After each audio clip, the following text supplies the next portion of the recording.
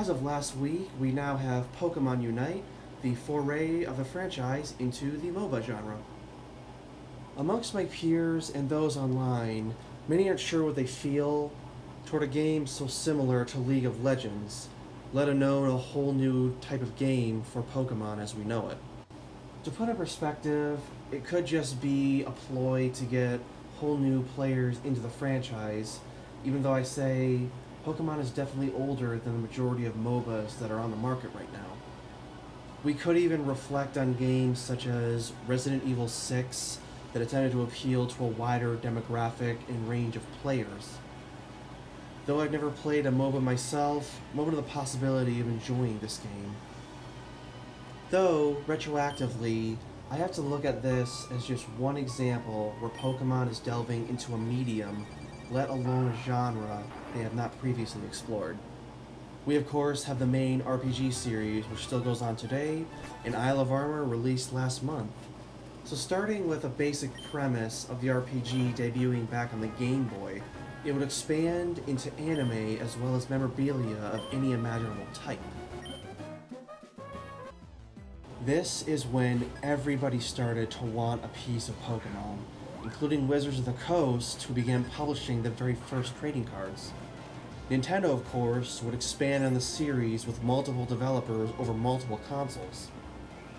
A prominent expansion of Pokemon came in the transitional era when jumping to 3D in the games known as Pokemon Stadium, for none other than the Nintendo 64. No doubt the monster models were heavily inspired and derivative of the anime. And with this glorious arena game, I just love looking at the comparative how Pokemon had started 6 years prior, comparing this gameplay to that of the RPGs on the humble little Game Boy. Fighting poses. Ah! Whoa! Looks like a bad Pokemon choice.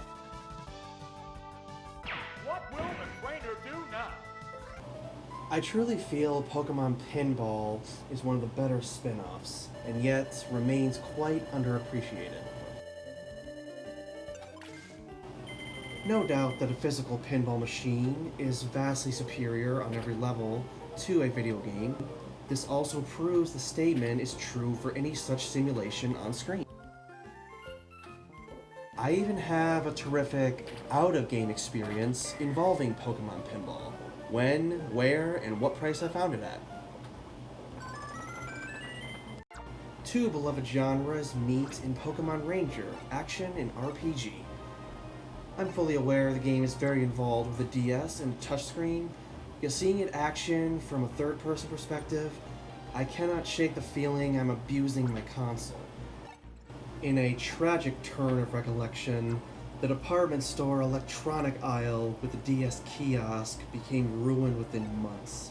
My memory serves to coming into that aisle late into the summer and finding the touchscreen shredded, with the surface flaking from the actual console. No, I'm not going to give Pokemon Ranger the scapegoat title. The blame definitely goes to the kids who were way too young for the console and the games made for it. Rest in peace, store access consoles. Pokemon has also entered into the beat-em-up genre, with Pokemon Rumble on the Wii and the Wii U.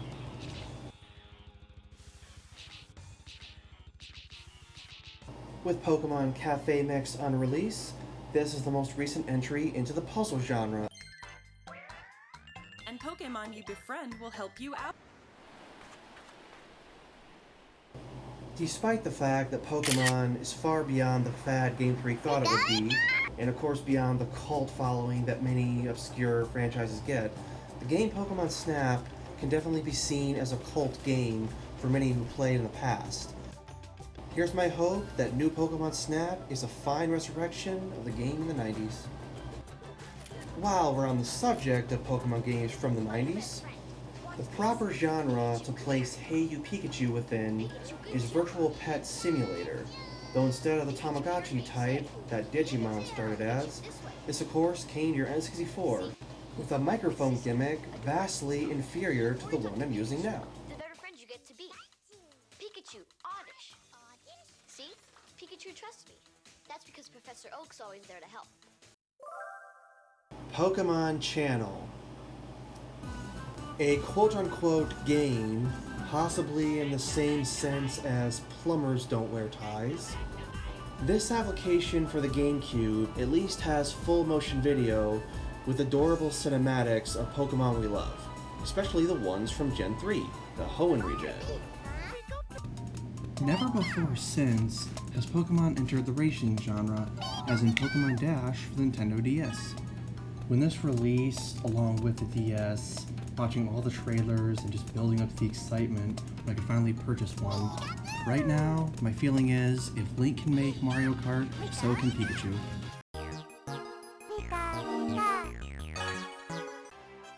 Action adventure, two genres I love, especially in the culmination of The Legend of Zelda. So why not Pokemon? Why not any genre really? In my personal opinion, I think action adventure could suit almost anything. And to put it in perspective, another turn-based RPG, such as Final Fantasy, has also delved into these pairing genres.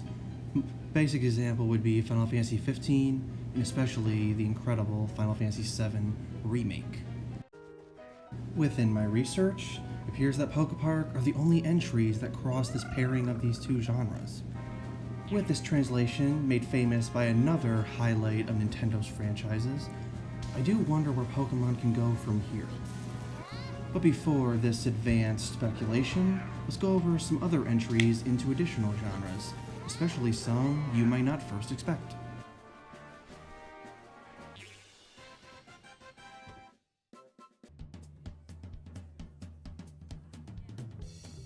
I managed to learn typing from an ancient textbook from the 90s, yet it got me where I am now. However, if I had known about this, and along with having access, I totally would have learned typing through Pokemon, especially because I had just started getting into the series upon buying my first DS. One fact, most fascinating, is how this Bluetooth keyboard worked with the DS. No, and I'm sure you're aware, neither the DS or 3DS have Bluetooth capability. So how did it work? The game card had the Bluetooth antenna built in. Absolutely superb.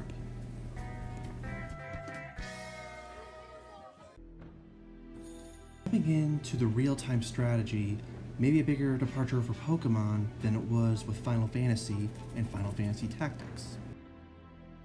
Gameplay alone with this intro really does not give a Pokemon vibe whatsoever.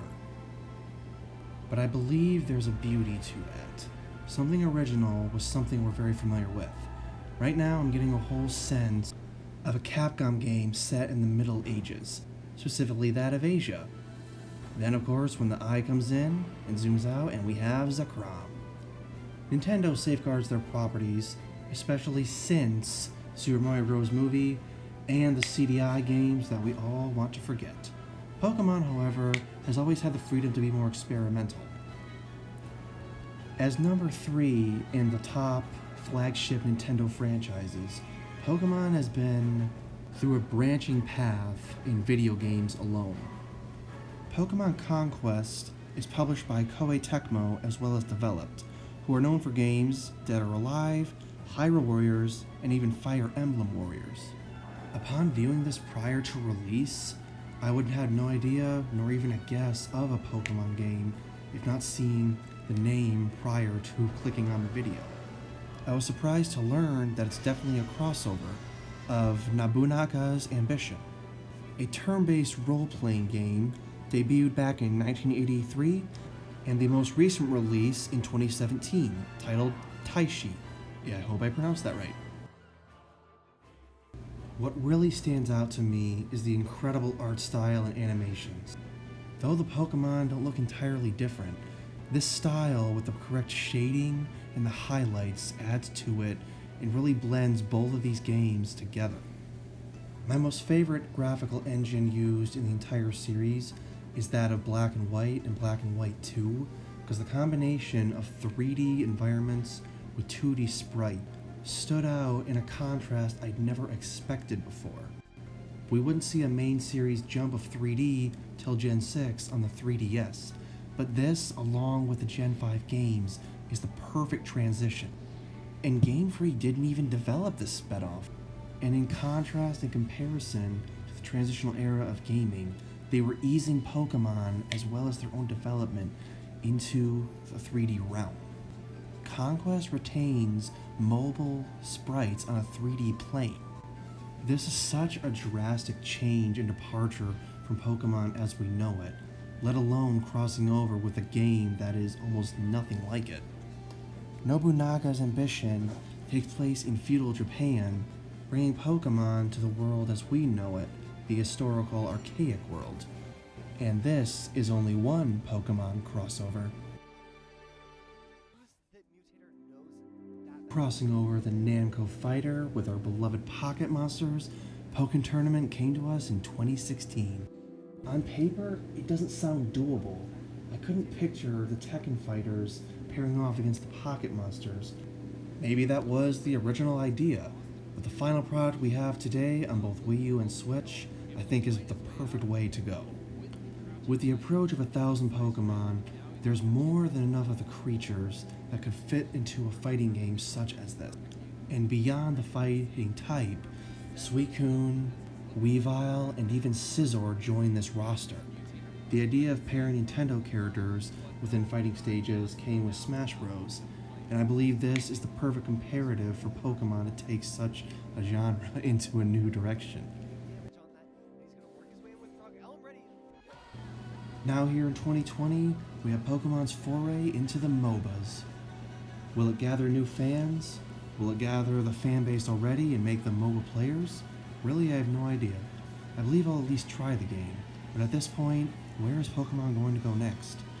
There's so many genres it hasn't even touched. Stealth, for example.